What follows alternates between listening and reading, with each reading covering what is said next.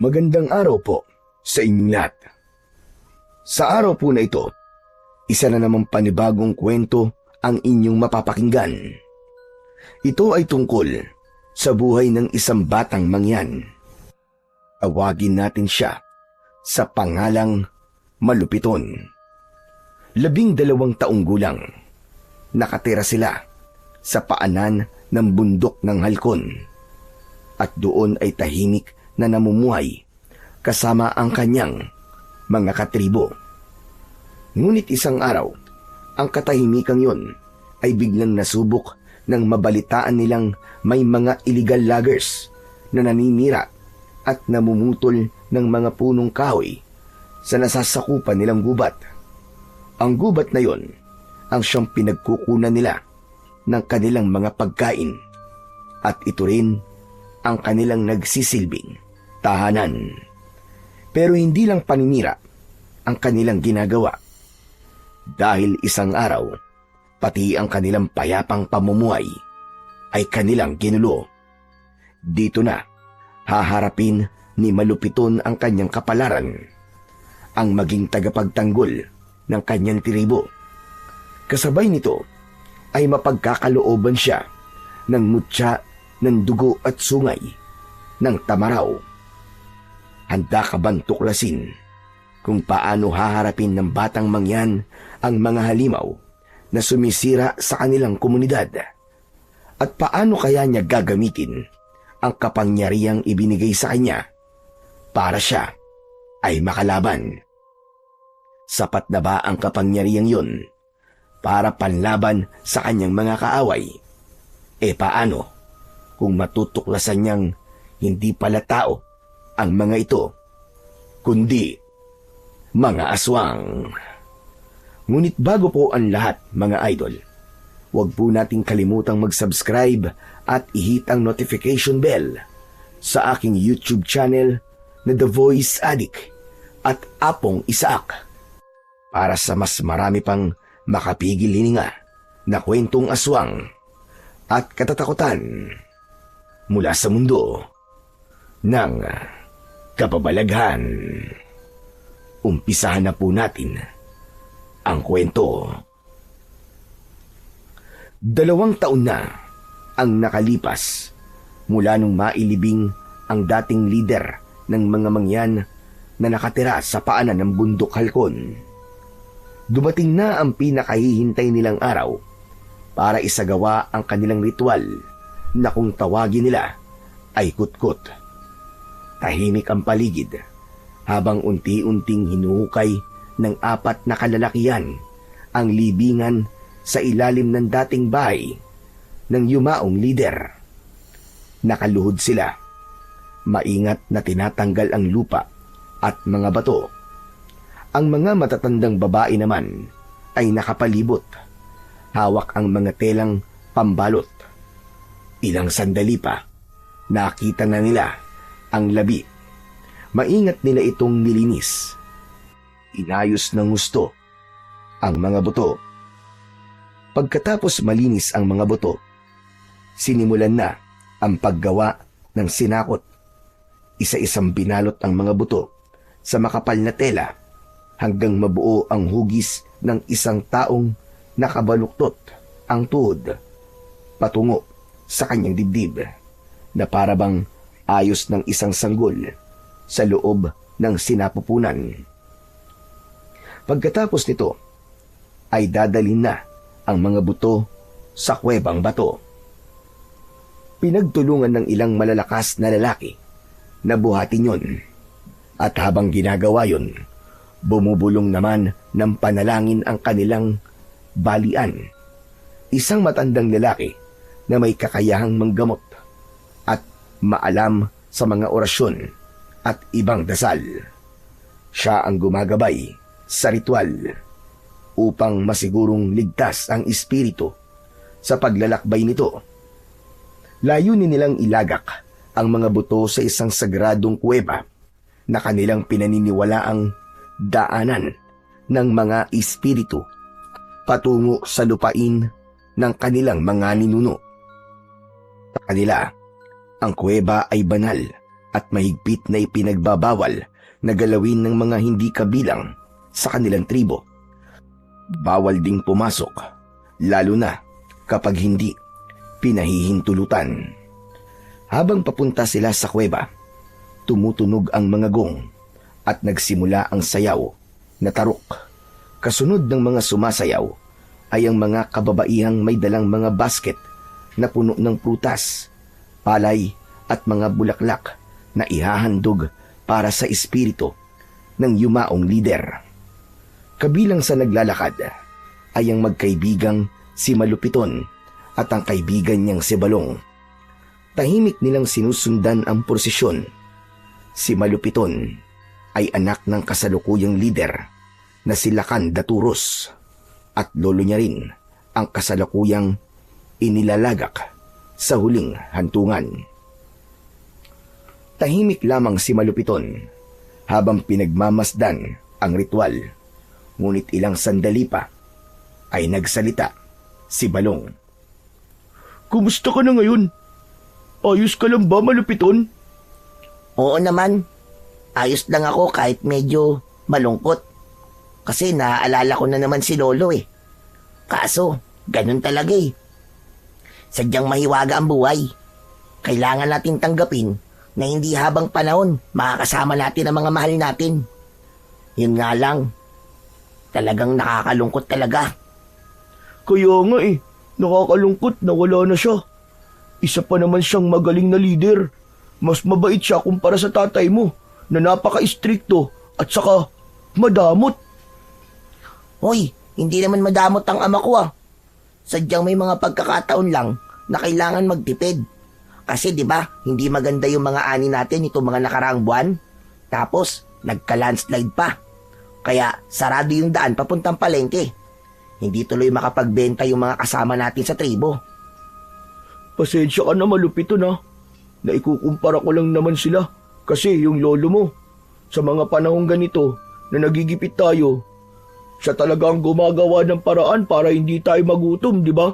Kahit mahirap, nagagawan pa rin niyang magbigay at magpakain sa mga tao. Alam ko ang sinasabi mo at naiintindihan ko. Kaya lang wala na tayong magagawa. Magkaibang tao talaga sila eh. Oo nga, pero alam mo, bilib talaga ako sa lolo mo. May naikwento sa akin si tatay. Hindi ko lang alam kung alam mo ha. Ang sabi, halos kasing edad pa lang daw natin siya noon. Naging Lakan na siya. At siya ang naging pinakabatang leader sa buong tribo. Marunong na siyang manguna sa mga tao.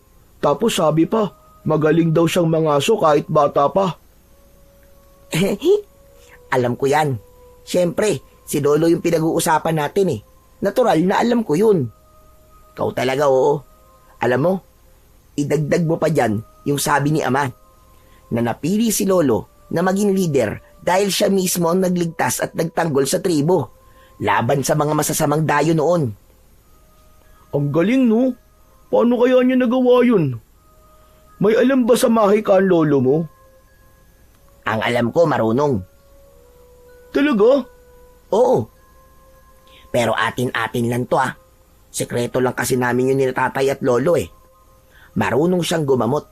Katulad ng mga matatandang balian o manggagamot dito sa tribo. Marunong din siya sa ilang kakaibang ritual. Kaya rin niyang mangulam o magsaway. Yung pagbabalik ng sumpa sa pinagmulan nito. Hala, ang galing pala talaga niya. Nakakabilib. Mukhang wala na talaga makakapantay sa kanya. Sayang talaga. At wala na siya. Oo, sayang talaga. Pero kahit wala na siya, gusto kong maalala siya bilang isang taong hindi lang basta leader, kundi isa ring mabuting lolo. Lahat ng alam ko ngayon, sa kanya ko natutunan at nalaman. May mga sikreto siyang sinabi sa akin na hindi alam ng iba. Teka, may alam ka mga sikreto? Ano yun? Sabihin mo naman sa akin oh. Hindi pwede, magagalit ang lolo ko. Ito naman, nagmana ka talaga sa tatay mo, madamot. Grabe ka naman, Balong. Hindi lang talaga pwede kasi nga baka magalit ang kaluluwa ni lolo sa akin kapag sinabi ko to sa iba. Ganun? Sige na nga. Hayaan na lang. Pero totoo ba talagang marami ka natutunan sa kanya? Oo naman. Eh bakit di mo gamitin? Bakit hindi mo ipakita sa mga tao yung mga natutunan mo? Para makita nila na magaling ka rin. At para hindi na rin ako napapagod na magtanggol sa'yo. Magtanggol? Teka, bakit naman? Iyan tayo eh. Ikaw kasi, palagi ka na lamang nagkukulong sa bahay. Kaya ang tingin sa'yo ng mga katribo natin ay mahina at walang alam. Hayaan mo sila. Ayoko nung sinasabi mo na kailangan kong ipagyabang kung ano ang meron sa akin. Hindi. Basta ako, ang gusto ko ngayon ay mag-aral at magpakadalubhasa ng sikreto lang. Naku, sinasabi ko sa'yo malupiton. Mas mainam na mailantad na kung gaano ka kagaling. Alam mo kung bakit? Bakit? Sige nga. Narinig ko sa usapan na kapag dumating daw ang panahon na kailangan ng palitan ng tatay mo, malamang sa malamang ay sa ibang pamilya na maghahanap ng kapalit niya. Dahil hindi ka raw talaga nila nakikitaan ng mga katangiang pwedeng maging leader. Kasi mahina ka raw eh. Hindi ako mahina, Balong. Napayuko si Malupiton. Batid niya ang sinabi ng kanyang kaibigang si Balong. Alam niyang sa mata ng iba, siya ay tamad, mahina, at hindi rin marunong makihalubilo. Lagi lang nasa loob ng bahay, lalo na nung buhay pa ang kanyang lolo. Ang hindi alam ng karamihan, kaya siya nagkukulong noon, ay para kulitin ang kanyang lolo. Naturuan siya ng mga lihim na kaalaman ng mga balian. Nagpatuloy ang pang-aasar ni Balong, ngunit sa halip na sumagot pa, ay tahimik na lamang ang batang si Malupiton. Huminto na rin sila sa paglalakad dahil narating na nila ang bukana ng kuweba. Tumingin siya sa sinakot na unti-unti nang ipinapasok doon. At sa sandaling yun, nanumpa siya sa labi ng kanyang lolo na balang araw, ipapakita niya sa lahat na mali ang tingin nila sa kanya. Ilang sandali pa ay natapos na ang ritual. Matapos mailagak ang sinakot sa pinakaloob ng sagradong kuweba, isa-isa nang nagsiuwian ang mga tao. Sumunod na rin si Malupiton sa agos ng mga taong pauwi. Ngunit sa halip na umuwi sa bahay ng kanyang ama, ay dumiretso siya sa bahay ng kanyang lolo. 2 taon din nilang hindi napasok ang bahay na yon, simula nang mamatay ang matanda. Ayon sa kanilang kaugalian, ang bahay ng patay ay bawal pasukin o tirihan ng mga kamag-anak hanggat hindi nilalagak sa sagradong kuweba ang kanyang sinakot. Mabigat ang pakiramdam niya habang inaakyat ang hagdan papasok sa bahay. Parang bawat pagakbang niya ay naaalala niya ang kanyang lolo. Naaalala niya ang mahinahon nitong tinig kapag sinasalubong siya. Naaalala niya ang mga gabing magkasama silang nakaupo sa harap ng apoy habang nagkwekwentuhan ng mga kasaysayan ng kanilang tribo. Ngunit sa oras na yon, katahimikan ang sumalubong sa kanya. Nang makarating siya sa punong hagdan, napansin ni Malupiton na bukas ang pinto. Marahan siyang pumasok at doon niya nakita ang kanyang ama na nakaupo sa gilid ng isang lumang baul. Hawak nito ang isang pirasong punyal na pag-aari ng kanyang lolo. Nagulat si Malupiton nang makita ang ama na umiiyak. Hindi pa niya ito nakita sa ganoong kalagayan kahit minsan. Ni noong araw na natagpuan nilang malamig na ang bangkay ng lolo niya, ni isang patak ng luha ay hindi bumagsak mula sa kanyang mga mata. Ngunit nang mapansin siya ng ama, agad nitong pinahid ang luha at pinilit na magmukhang matatag. Aba, nandito ka na pala. Bakit hindi ka dumiretso sa bahay? May konting salo-salo dun ah. Dumaan lamang po ako dito. Kasi po, nangungulila po ako kay Lolo eh. Tumabi ang bata sa kanyang ama. Napatingin siya sa lumang baul na nakabukas. Nakasalansan doon ang ilang mga gamit ng lolo niya. Mga lumang itak, balabal, at ilang kahoy na palamuti. Ano pong ginagawa niyo sa mga gamit ni Lolo? Tinitignan ko lang. Kasi parang naririnig ko pa rin ang boses niya kapag nahahawakan ko ang mga ito. Nangungulila rin po kayo sa kanya? Ako po kasi, palagi ko pa rin po siyang iniisip eh. Oo naman. Pero anak, hindi tamang palagi natin siyang iisipin. Kailangan na nating magpatuloy. Hindi pwedeng puro alaala na lang. Kailangan nating kumilos para sa ating tribo. Ano pong ibig niyo sabihin? Simula bukas, anak.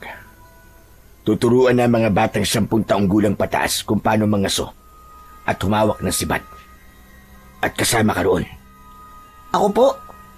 Pero di ba po, nung si Lolo ang leader, hinahayaan lang po niya kami maglaro?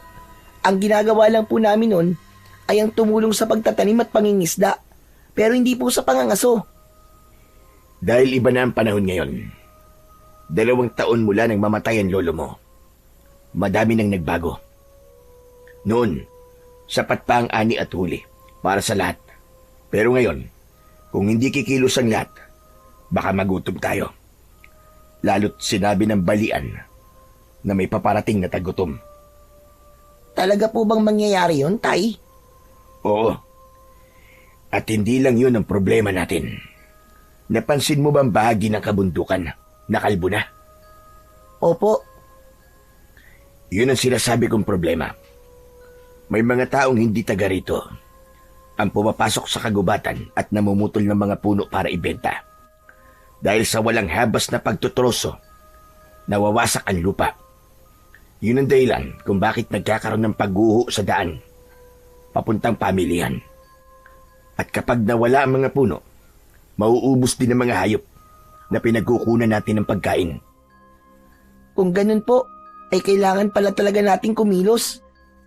Kaya nga gusto kong makiisa ka sa mga ituturo bukas. Hindi lang ito para sa pangangaso, anak. Gusto kong matutunan yung mga kabataan kung paano ipagtanggol ang inyong mga sarili at ang tribo. Kapag dumating ang araw na wala ako, kailangan handa ka. Lalo na't ikaw ang papalit sa akin. Po, ako po ang papalit. Pero sabi po nila mahina daw po ako at walang alam. At sinong may sabi niyan? May narinig lang po na usapan ng kaibigan ko. Kung sinasabi nilang wala kang alam, ayos lang yun. Alam mo kung bakit? Kasi wala namang ipinanganak na may alam na. Walang ipinanganak na agad ay malakas na. At mas lalong walang ipinanganak na handa na kagad humawak ng responsibilidad. Ang pagiging pinuno, anak, ay matututunan. 1, 2, hanggang sa 1000-libong hakbang. Kailangan mo lang magsanay. Magiging katulad mo din kami. Totoo po. Pero paano po kung di ko po kayanin? Paano po kung totoo naman po yung sinasabi nila sa akin? At bakit ka maniniwala sa sasabihin ng iba? Ikaw ang mas nakakakilala sa sarili mo, malupiton. Huwag mong kalilimutan. Dala mo ang dugo ng ating lahi. Ang dugo ng isang pinuno. Hindi ka mahina tulad ng iniisip ng iba. Yan ang itatak mo sa isip mo. Opo. Sana po ay tama po kayo. Hindi sana, anak. Sigurado ko. Kaya nga bukas, simulan mo na. Matuto kang mangaso gamit ng sibat at pana. At higit sa lahat, matuto kang magbantay ng kagubatan natin. Hindi lang ito tungkol sa pagkain, kundi sa kaligtasan ng buong tribo. Nating lahat. Sige po, Ama. Nagtagal pa ang kanilang pag-uusap. Ikinuwento nila Kandaturos ang mga plano niya para sa kabataan at mas kinaan simpleng paraan ng pagbabantay sa kagubatan laban sa mga dayong namumutol ng mga puno. Ipinangako ni Malupiton sa kanyang ama na gagawin niya ang lahat ng kanyang makakaya. Kahit pa nangangamba siya sa mga hamon na paparating sa kanilang tribo. Pagkatapos ng kanilang pag-uusap, maingat na isa-isang ibinalik nila Kandaturos ang mga gamit ng matanda sa loob ng baul at maingat niya itong isinara. Tumayo na sila at sabay na lumabas ng bahay. Tahimik silang naglakad pauwi at pagdating nila doon ay agad na naamoy ni Malupiton ang amoy ng inihaw na isda at ang sabaw ng nilagang baboy damo. Nasa gitna ng bakuran ang kanilang mga katribo, nakapalibot sa isang mahabang mesa na yari sa kawayan. May sapin itong dahon ng saging at abala ang lahat sa paghahanda ng pagkain. Ginagawa nila ito upang parangalan ang alaala ng yumao at magpasalamat sa lahat ng mga biyayang natatanggap ng tribo. Kumakanta ang mga matatanda ng lumang awitin na mula pa sa kanilang mga ninuno at may kwentuhan tungkol sa kabutihan ng taong pumanaw. Habang kumakain, nakikinig lang si Malupiton sa mga matatanda na nagkikwento ng kabayanihan ng kanyang lolo. Natutuwa siyang isipin na ang kanyang lolo ay hinahangaan at minamahal talaga ng lahat.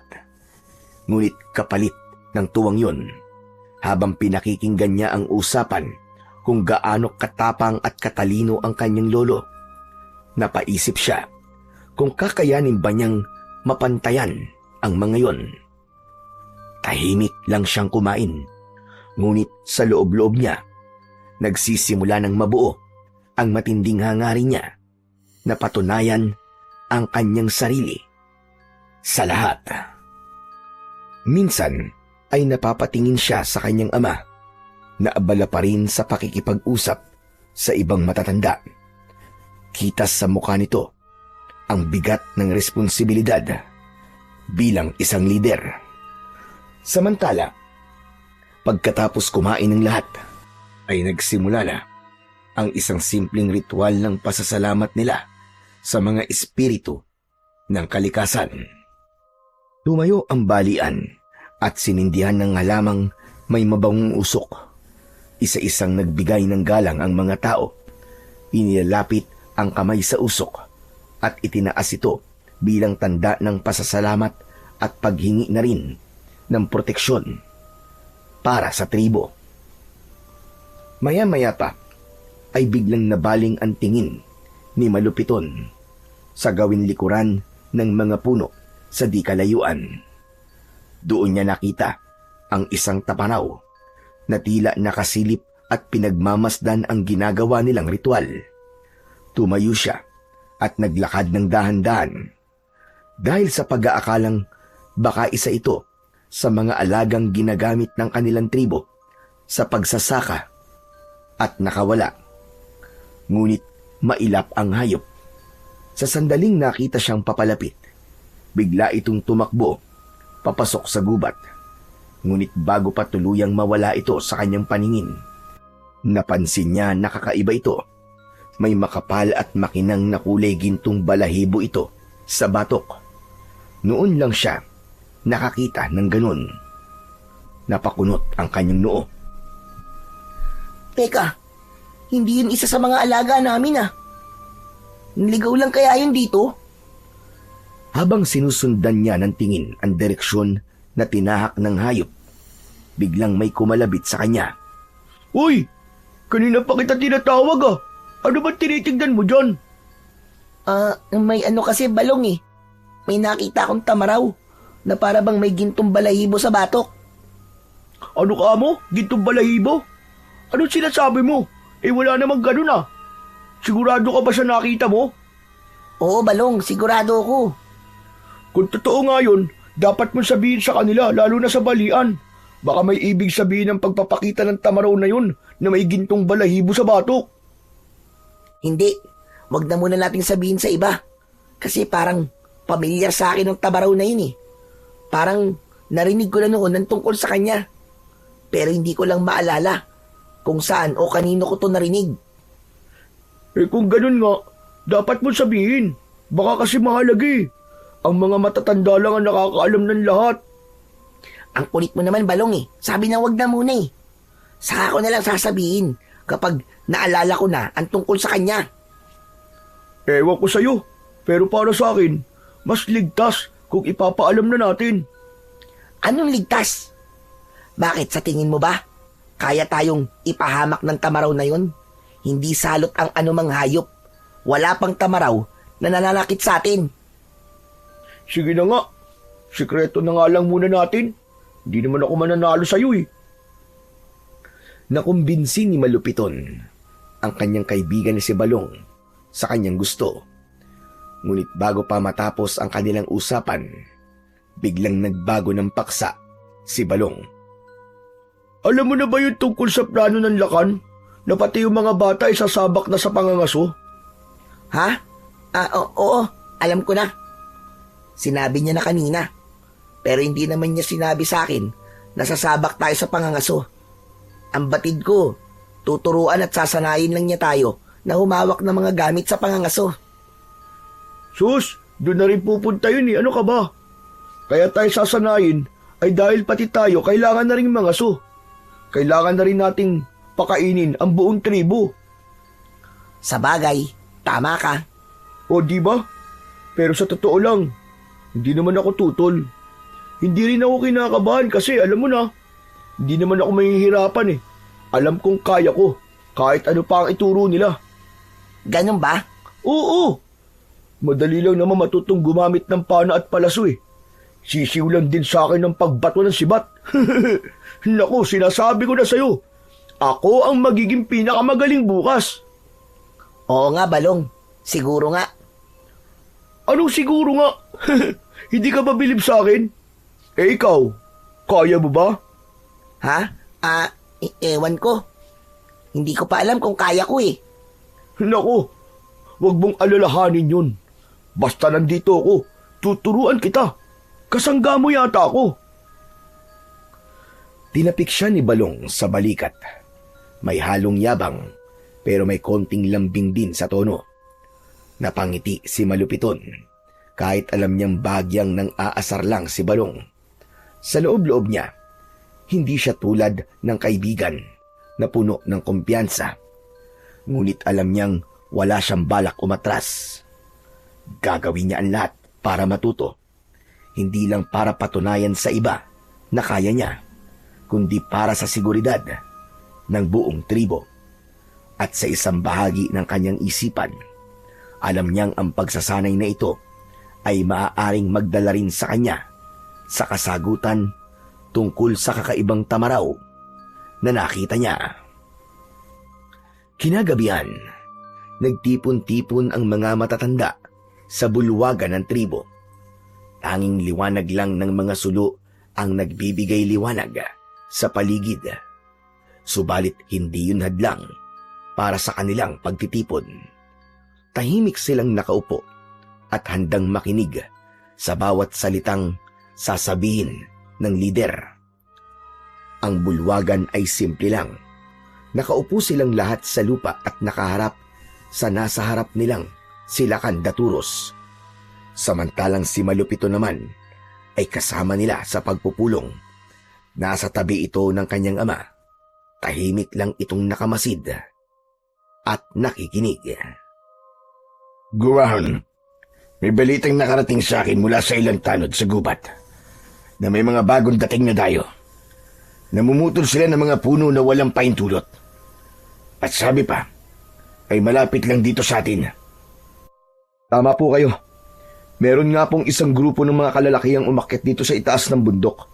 At tulad ng sabi nyo, ay namumutol sila ng mga puno at ginagawang troso. Ito na nga ba ang kinakatakutan ko? Kailangan nating pigilan ito at huwag nating hayaan na sirain nila ang ating bundok. Huwag nating hayaan maubos ang ating mga puno at mawala ang mga hayop. Oo, Lakan. Dahil kung di tayo kikilos ngayon, baka tuluyan na masira ang kagubatan at mahirapan ang tribo natin sa hinaharap. Tama ka, Guwahon. Kaya naman kailangan natin pag-usapan ng maayos kung ano ang gagawin. Hindi natin pwedeng pabayaan sila. Ang mga matatanda ay nagkatinginan sa isa't isa. Ang bawat isa ay nag-iisip kung paano nila maipagtatanggol ang kanilang lugar. Kung ganun, Lakan, ano po ang plano natin? Magbabantay po ba tayo sa kagubatan? Hindi sapat ang magbantay lang, Guwahon. Kailangan natin silang makaharap.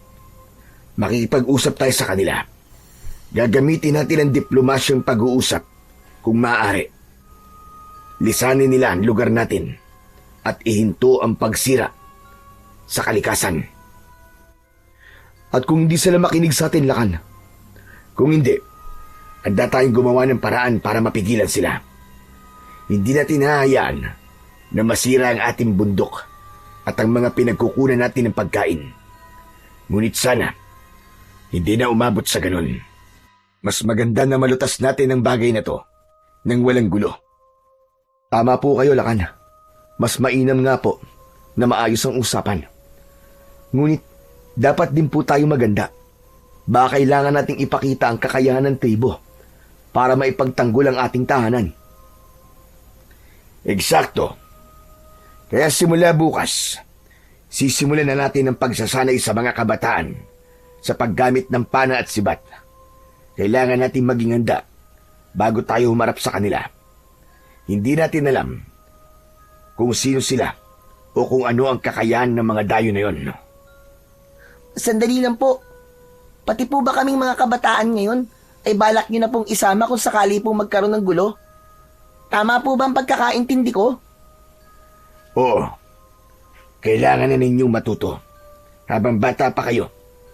Kapag dumating ang oras na wala na ako at magkakaroon ng panganib, handa na kayo at alam na ninyo ang lahat ng dapat gawin. Pero ama, hindi ganyan ang sabi ng lolo noon. Ang sabi po niya, ang mga bata ay hindi para sa karasan. Biglang tumahimik ang loob ng bulwagan matapos sabihin ito ni Malupiton. Ang lahat ng nasa paligid ay nagkatinginan. Maya-maya pa ay umugong ang mga bulungan. Malupiton, hindi mo dapat sinasagot ang Lakan ng ganito. Ipakita mo respeto sa kanyang pasya. Nire-respeto ko naman po ang pasya niya. Pero po, ang sinabi niya kanina ay tuturuan lamang kami sa paghawak ng mga sandatang ginagamit sa pangangaso. Hindi ko po alam, nasasanayin pala kami para sa karasan. Hindi lang sa hayop, kundi posibleng sa mga tao. Kayo po ba? Ayos lang po ba sa inyo na malalagyan ng dugo ang kamay ng inyong mga anak? Ang ugong sa bulwagan ay mas lalo pang lumakas at hindi nakaligtas sa kanyang pandinig ang sinabi ng ilan na wala siyang modong bata. Tanggap niya ang bagay na yon. Alam niyang kahit kailan ay hindi magiging maganda ang tingin sa kanya ng kanyang mga katribo. Ang tensyon ay mas lalong tumaas. Ngunit ang Lakan ay nanatiling tahimik. Pasensya na po. Hindi ko po sinasadya. Sinabi ko lang po kung ano nararamdaman ko. Anak, naiintindihan ko ang nararamdaman mo. Ngunit kailangan mong malaman na ginagawa ko to dahil yun ang alam kong tama. Sa ating tribo, may mga panganib na hindi pa nakikita ng mga katulad yung bata. Ikaw, kailangan mong makita yun para maintindihan mo kung bakit ito ang naging pasya ko. Ang kaalaman sa paghawak ng mga sandata ay hindi lamang para sa karasan o sa pagpatay ng tao. Para ito sa pagliligtas at kaligtasan ng lahat. Pero ama, huwag kayong mag-alala. Ihahanda namin ang bawat isa sa inyo. Hindi naman namin kayo isasabak sa isang sitwasyon kung hindi pa kayo handa. Tumahimik si Malupiton. Sinubukan niyang intindihin ang sinasabi ng kanyang ama. Nanatili siyang tahimik hanggat hindi maliwanag sa kanya ang lahat. Mga kasama, kailangan ko ang tulong nyo. Kailangan natin silang gabayan at turuan ng tama. Siguraduhin natin na maiintindihan nila ang responsibilidad na kaakibat ng kaalaman sa mga sandata. Pero, paano kung tulad ng inyong anak ay matakot din ang iba? Normal lang ang matakot. Lahat naman ng tao natatakot sa bago at hindi pa natin alam. Subukan lang natin. Mas marami ang mawawala kung sakaling dumating ang panganib. Kung hindi tayo handa, maaaring mawala sa atin ang ating tirahan. Mawawala ang mga pinagkukunan natin ng pagkain at buhay. Kaya mahalaga na matutunan niyong ipagtanggol ang inyong sarili at ang ating tribo. Mas lalong umugong ang ingay sa bulwagan. Naging sari-sari ang palitan nila ng kanilang mga paniniwala. May sumasang-ayon at meron din namang hindi. Ngunit kahit ganon, napansin ni Malupiton ang mata ng kanyang ama na punong-puno ng determinasyon. Kahit ibang-iba ang paraan ng pamamalakad nito sa kanyang lolo, alam niyang ibang walang nais ang lakan, kundi ang kabutihan ng lahat ng kanyang nasasakupan. Simula bukas, sisimulan na natin ang pagsasanay sa kanila. Nagpatuloy ang usap-usapan at sa huli, walang nagawa ang lahat kundi ang sumunod sa pasya ng kanilang lakan. Alam nilang matalino at may malasakit sa tribo ito, kaya kahit hindi lubos na naiintindihan ng lahat ang pasya, iginagalang nila ang kanyang utos. Pagkatapos ng mahabang pagpupulong, nagsimula ng mag-uwian ang mga tao. Tahimik na ring pumasok si Malupiton sa kanilang tahanan. Mabigat ang pakiramdam niya. Hinubad niya ang kanyang suot na abay at nagpalit ng bago. Nang matapos niyang linisin ang katawan, ay nahiga na siya sa kanyang higaan. Nakatingala siya sa bubong at iniisip kung ano ang magagawa ng isang batang katulad niya kapag nagkaroon ng kaguluhan. Tila paulit-ulit na bumabalik sa isip niya ang sinabi ng kanyang ama at ang mga bulungan kanina. Maya-maya pa, nang hindi makuha ang antok, bumangon siya at naupo sa tapat ng bintana. Sa labas ay tinanaw niya ang maliwanag na buwan at mga bituin sa langit. Kita din niya ang malahiganting anino ng bundok halkon. Napangiti siya sa magandang tanawin na yon. Guminhawa ang pakiramdam niya. Pero ilang sandali pa, biglang napansin niya ang isang nilalang na gumagalaw sa may kakahuyan. Agad siyang natigilan. Mula sa kanyang kinaroroonan, nakita niya ang isang tamaraw. Nakilala niya ito dahil sa kakaibang gintong balahibo nito sa batok. Matagal niya itong pinagmasdan. Ano kaya ang sadya niya dito sa tribo? Bakit kaya siya nagpapakita sa akin? Hindi nagtagal, namangha siya nang makita na biglang nagliwanag ang mga sungay ng tamaraw. Kasabay nun, lumitaw ang isang napakagandang babae sa tabi. Nakalutang ito sa hangin. Maputi ang balat nito. Mahaba at maitim ang buhok na umaabot hanggang bewang at dahan-dahang umaalon sa bawat pag-ihip ng hangin. Ang kasuotan nito ay nagliliwanag dahil sa mga nakapalibot na mga alitaptap. Hala! May diwata! Pagkasabi nun, ay tila huminto ang lahat. Nakatingin lang siya sa dalawang nilalang. Ngunit maya-maya pa, ay naglaho ang babae na parang usok. At ang tamaraw naman ay tumalikod at naglakad pabalik sa gubat hanggang sa tuluyan na itong nawala sa kanyang paningin. Nanatiling nakatitig ang bata sa gubat kahit wala na ang mga nilalang. tama. Hindi ako maaaring magkamali. Diwata nga yun. Nagpakita sa akin ng isang diwata. Kailangan malaman ito ni Ama.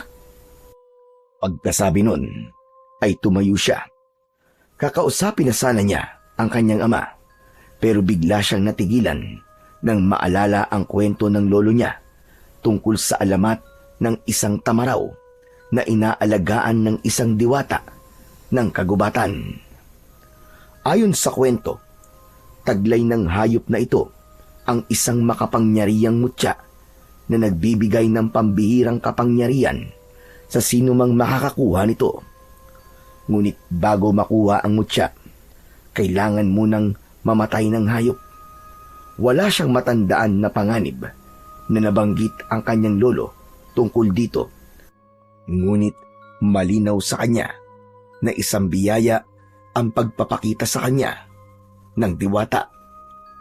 Sa kabila nito, ipinilig niya ang ulo niya dahil hindi naman siya naghahangad ng kapangyarihan at lalong ayaw niyang magkaroon nito dahil takot siyang magamit niya ito sa kasamaan. Ang tahimik na pamumuhay ay sapat na para sa kanya. Bumalik siya sa bintana at marahang isinara ito, pero biglang nagulat nang marinig ang kanyang ama sa kanyang likod. Bakit hindi ka pa natutulog, malupiton? Wala po, Ama. Tinitignan ko lang po ang kalangitan. Maganda ang gabi. Malinaw ang buwan at tahimik ang kagubatan. Pero dapat ay nagpapahinga ka na. Maaga pa ang pagsasanay bukas. Opo, Ama. Pasensya na po. Sandali. Hanggang ngayon ba ay iniisip mo pa rin ang tungkol sa pasya ko? O baka may iba kang iniisip? Hindi po, Ama. Ayos na po ako. O sige. Pero tandaan mo, anak. Ano mang iniisip o nararamdaman mo, maaari mong sabihin sa akin, ha? Huwag kang maglilihim sa akin, anak. Handa akong makinig sa'yo. Opo, Ama. Tatandaan ko po ang inyong sinabi.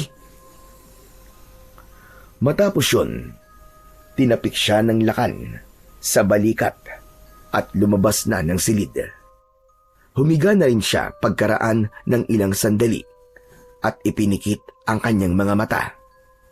At sa huling pagkakataon, bago tuluyang makatulog, nanatili sa isip niya ang liwanag ng sungay ng Tamaraw at ang anyo ng diwata.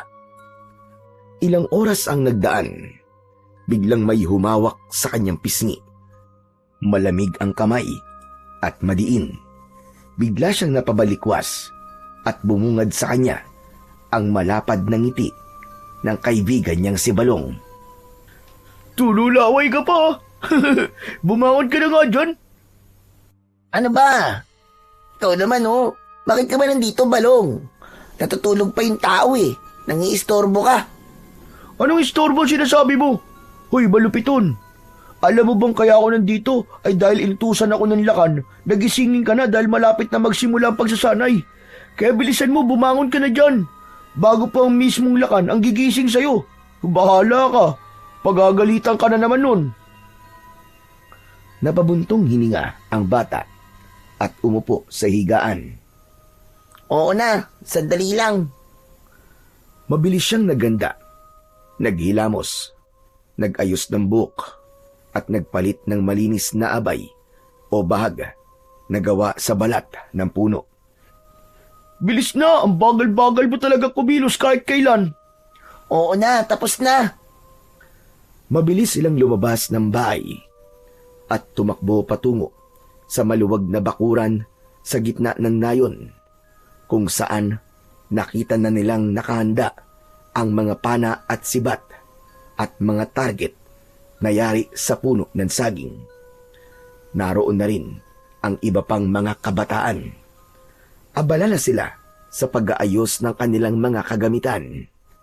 Ang mga matatandang mandirigma na magtuturo sa kanila ay nakapwesto na din sa may harapan. Mga anak ng ating tribo, Ngayon, ay sisimulan natin ang inyong pagsasanay. Handa na ba kayo? Agad na sumagot ang mga bata. Nakahanda na sila. Agad na sinimulan na ang unang bahagi ng pagsasanay. Tinuruan sila sa paggamit ng pana. Maingat na ipinakita ng isa sa matatanda ang wastong posisyon ng katawan at kamay. Ikaw na, Malupiton, ang unang sumubok. Ha? Ako po? Pero, Sige na, Malupiton. Kaya mo yan. Anak ka ng lakan, kaya alam kong kayang-kaya mo yan. Sinubukan nga ni Malupiton. Ngunit sa unang subok, bigla siyang natumba sa unang hila ng bagting dahil sobrang higpit ng pagkakahila niya. Natawa ang ilan at napailing naman ang ibang matatanda. Agad namang lumapit si Balong para damayan ang kanyang kaibigan. Ayos lang yan. Unang subok mo pa lang naman eh. Sumunod na ang ilang bata. May ilan na nakakatama naman sa target, pero mas marami ang katulad ni Malupiton na hindi maayos na nagamit ang pana at palaso. Ngunit nang si Balong na ang tumira, natamaan niya ang mga target. Mabilis na humanga ang iba dahil sa husay niya sa paghawak at pag-asinta, lalo na't 3 beses niyang nasapul ang gitna ng target. Sa kabilang banda, ilang ulit pang nagkamali ang anak ng lakan. Minsan ay sobrang baba, minsan naman ay sobrang taas ang tama. Ngunit hindi siya sumuko, maski ilang beses siyang palihim na pagtawanan ng mga naroon. Nang matapos ang pagsasanay, nilapitan niya si Balong at binati. grabe ka. Ang galing mo, Balong. Hangang-hanga ako sa'yo. Salamat ah. Pero kaya mo din yun. Mag-ensayo ka lang na mabuti. Sana nga. Pero, tanong lang, paano kang natuto nun? Tinuruan ka ba ng kuya mo o kaya ng tatay mo? Hindi ah. Sariling sikap ko lang yun. Talaga? Ang galing mo naman pala talaga kung ganon. Siguro, kahit nakapikit ka, kaya mo pa rin tamaan ng target eh. Naku, wag na nating subukan. At baka mamaya niyan ibang tamaan ko. Magkasabay silang natawa habang ngumunguya ng kamote. Pagkatapos magmerienda, muling bumalik ang lahat sa kanilang pwesto. Muli nilang sinimulan ang pagsasanay at sa pagkakataong yun ay susubukan naman nilang gamitin ang sibat. Muling ipinakita ng mga nakatatanda ang tamang paraan ng paghawak at paghagis. Si Balong, tulad kanina, ay mabilis na nakakakuha ng tamang distansya at direksyon. Sa unang hagis pa lang niya, tumama na kagad ang sibat sa gitna ng target o bullseye.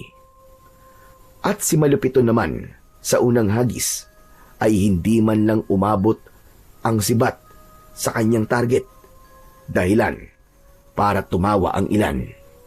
Pero hindi pa rin siya sumuko. Muli niyang sinubukan pero hindi pa rin niya nagawa ang dapat na gawin. Hindi siya tumigil hanggang sa panghuling pagkakataon bago matapos ang araw. Tumama rin ang sibat niya sa gilid ng target at masaya na siya sa nagawa niyang yun. Ngumiti si Balong at tinapik siya sa balikat. O di ba? Sabi ko na sa'yo, kaya mo rin eh. Salamat. Salamat, kaibigan. Ang unang araw ng pagsasanay ay nagtapos sa isang maayos na paraan. Kahit hindi kasing galing ni Balong, ramdam na ramdam ni Malupiton ang pag-unlad at tiwala sa sarili. At sa pagtatapos ng araw, naglakad silang pabalik sa kanilang mga bahay. Lahat ng mga kabataan may ngiti sa labi, kahit pagod. Lumipas ang 3 araw patuloy pa rin na nagsasanay ang mga bata. Muli ay nagkatipon sila sa lugar na kanilang pinag-eensayuhan.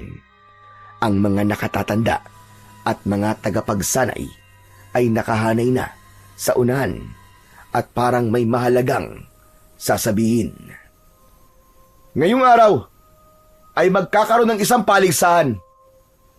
Kayo ay magpares-pares at mangangaso. Ang pwede lang ninyong huliing hayop ay ang mga nakakain natin. Ito lang ang pwede. Baboy ramo, kuneho, ibon, at iba pa. Iwasan niyong hulihin ang mga hayop na binabantayan at inaalagaan ng ating tribo. At kapag nakahuli na kayo, iuwi niyo dito. At ang may pinakamalaki at pinakaangkop na huli, siya ang tatanghaling panalo. Nagbulungan ang mga bata, halatang sabik at kabado sa magiging gawain. Nang mag-anunsyo na ang mga pares, sina Malupiton at Balong ang natawag na magiging magkapareha. Ang swerte mo naman, Malupiton. Sigurado mananalo na tayo kasi ako ang partner mo eh. Ah, oo nga. Swerte nga ako sa'yo. Bahagyang ngumiti na lang ang bata. Sanay na siya sa kayabangan ng kanyang kaibigan. Muli niyang itinuon ang pansin sa mga sinasabi pa ng kanilang tagapagsanay. Makinig kayo. Huwag kayong lalayo sa loob ng ating nasasakupang gubat. May mga bahagi na mapanganib at bawal puntahan. Tandaan nyo, sundin nyo ang mga patakaran para maiwasan ang disgrasya. Maliwanag ba? Opo, maliwanag na maliwanag. Agad na nagsimula ang bawat pares. Naglakad na sila patungo sa kani-kanilang napiling bahagi ng gubat. Si Malupiton at Balong ay naglakad papunta sa kanlurang bahagi. Nang naroon na sila, ay agad na nagpaikot-ikot si Balong at naghanap ng hayop. Ngunit ni isang kuneho o ibon ay wala siyang nakita. Pabihira naman yan oh. Ano ba ito napuntahan natin? Wala man lang kahit maliit na hayop. Sayang lang ang oras natin dito. Wala tayong mahuhuli. Maghintay pa tayo ng kahit konti lang, Balong. Ganun naman talaga kapag nangangaso, di ba? Kailangan, matyaga ka. Hindi natin kailangan magtyaga dito, Malupiton. Tignan mo ang tahimik ng lugar. Alam mo, mas maganda kung lalayo tayo ng konti. Baka sa banda ron ay may makita na tayong hayop. Hindi pwede, Balong. Di ba sabi nila dito lang tayo sa loob ng nasasakupan natin? Baka mapahamak tayo kung lalayo tayo. Hindi yan. Bakit? Malalaman ba nila? Hindi, pero nasa panuntunan ng paligsahan na hindi tayo dapat lumayo, di ba? Kung lalabas tayo, pandaraya na ang tawag dun. Nako, ang dami mo pa sinasabi. Halika na. Huwag, Balong. Alam ko na. Natatakot ka, no? Kung natatakot ka, dito ka na lang. Ako, lalayo na. Hindi na napigilan ni Malupiton ang kanyang kaibigan. Naglakad na palayo si Balong. Napabuntong hininga na lamang ang bata at kahit labag sa loob niya, sumunod na rin siya. Ilang minuto pa lang silang naglalakad ay biglang may narinig na silang kaluskos sa may gawing unahan. At mula sa likod ng mga puno, may lumabas na baboy ramo. Ayun! Nakikita mo ba? Nakikita ko! Meron na tayo may uuwi! Ayos! Bago pa siya masaway ni Malupiton, ay mabilis nang tumakbo si Balong palapit sa hayop. Muli niyang hinawakan ito, pero hindi siya ulit pinakinggan. Tumakbo ang baboy ramo nang makitang may papalapit sa kanya. Hinabol ito ni Balong. Hintay! Sandali lang, Balong! Ngunit naging mabilis palalo ang takbo ni Balong hanggang sa tuluyan na itong naglao sa kanyang paningin. Binilisan na rin niya ang pagtakbo habang patuloy na isinisigaw ang pangalan ng kanyang kaibigan. hanggang sa isang malakas na sigaw at ungol ang kanyang narinig. Tulong! Tulungan niyo ako! Sinundan niya ang boses at natagpuan niya ang kaibigan na nakabitin sa gilid ng isang matarik na bangin. Sa itaas nito, nakatayo ang mabagsik na baboy ramo, handang sumalakay. Halos mawalan ng kulay ang muka ni Balong dahil sa labis na takot. Sandali lang, Balong! Huwag kang bibitiw! Agad na pumwesto si Malupiton at iniumang ang kanyang sibat. Sinubukan niyang bugawin ang baboy ramo pero bigla siya nitong sinugod. Mabilis na umatras at umiwas ang bata. Saka muling pumwesto para makahanap ng tamang tiyempo. Muli itong sumalakay at sa pagkakataong yun, isinangga niya ang sibat sa katawan upang mapigilan ang baboy ramo na siya ay kagatin. Pinag-igi niyang mabuti ang kanyang mga galaw dahil alam niyang sa isang maling kilos ay maaari siyang mapahamak. Itinulak niya ng buong lakas ang baboy ramo at mabilis na ibinato ang sibat. Tinamaan sa tagiliran ang baboy ramo. Isang malakas na igik ang narinig bago bumagsak ang baboy ramo. Pagkatapos nun ay mabilis siyang lumapit sa gilid ng bangin at inabot ang kamay ng kaibigan. Balong! Abutin mo ang kamay ko! Dilihan mo! Agad na hinawakan ni Balong ang kanyang mga kamay at si Malupito naman, buong lakas niyang hinila ang kaibigan paitaas. Pareho silang hingal na hingal, pero masaya silang parehas dahil ligtas na si Balong sa tiyak na kamatayan. Nagpahinga sila saglit sa ilalim ng isang puno. Salamat kaibigan ha. Iniligtas mo ako. Utang ko sa iyo ngayon ang buhay ko. Kung hindi ka dumating, baka wala na ako ngayon. Ano ka ba, ayos lang yun. Ang malaga, ligtas ka na. Pero ang galing mo, Malupito na. Ikaw talaga ang tunay na panalo ngayon. Hindi ko alam kung paano kita mababayaran. Hindi mo kailangan magbayad sa akin. Basta sa susunod, huwag nang matigas ang ulo mo. Makikinig ka palagi sa mga paalala. Oo na. Ay, akala ko talaga katapusan ko na kanina. Napakabangis pala talaga ng baboy ramo. Natakot din ako eh. Hindi pala talaga madali ang mga suno. Kaya nga eh. Teka, paano mo nga pala napatay yung baboy ramo? Saan mo tinamaan yan? Sa tagiliran, tinamaan siya ng binato kong sibat. Wow, ang galing ah! At talagang nasapul mo. Napakatapang mo rin naman pala eh. Eh ako, halos mamatay na sa takot nung bigla siyang humarap at lumusob sa akin. Nakakatakot naman talaga siya eh. Pero naawa din ako sa kanya. Napatay ko siya. Ayoko sana, Balong. Kasi... Ano ka ba? Huwag ka ba konsensya no? Bahagi yan ng paligsahan ang pumatay ng hayop. Yun na nga eh. Para ito sa paligsahan at hindi sa natural na pangangaso para sa pagkain. Malito. Hindi dapat natin pinaglalaroan ng mga hayop, sabi ni Lolo. Eh pero kakainin din naman to, di ba? Hindi naman masasayang eh. Oo nga, pero iba pa rin ang dahilan. Kung para sa pangangailangan, tama lang. Pero kung para lang sa pangpaligsahan, hindi ako komportable. Baka magalit ang mga diwatang nagbabantay dito sa gubat. Alam mo, minsan masyado ka seryoso. Pero naiintindihan ko naman yung punto mo. Yun nga lang, anong gagawin natin? Kailangan natin sumunod sa kanila eh. Dahil kung hindi tayo papasa at hindi tayo mananalo. Ewan ko sa'yo. Puro panalo na sa utak mo. Tara na nga. Teka lang, may sasabihin pa ako eh. Ano ba sasabihin mo?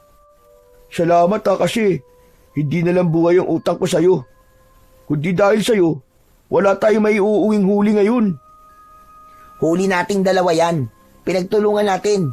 Kaya pareho tayong may ambag. Hindi, ikaw talaga ang gumawa ng lahat ng hirap, Malupiton. Wala akong ambag. Ako pa nga ang muntik ng gumawa ng problema dahil sa katigasan ng ulo ko. Kaya naman, pagdating natin dun, sasabihin ko sa lahat na magaling ka din. Ay hindi, sasabihin ko sa kanila na ikaw talaga ang pinakamagaling. Hayaan mo na nga yun kung ano-ano pa sinasabi mo eh. Mabuti pa, tara na, umuwi na tayo. O sige na, buhatin na natin itong baboy mo. O sige, partner. Binuhat nila ang baboy, pero sobrang nahirapan sila. Grabe, ang bigat naman ito. Parang mababali ang likod ko. Mabuti pa maghanap tayo ng matibay na kawayan para magawa natin siyang pasanin ng mas madali.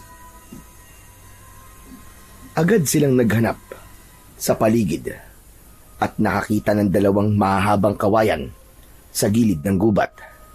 Pinutol nila ito at ikinrus sa ilalim ng baboy ramo sa katinalian ng matibay na hibla ng yantok para hindi mahulog ang huli.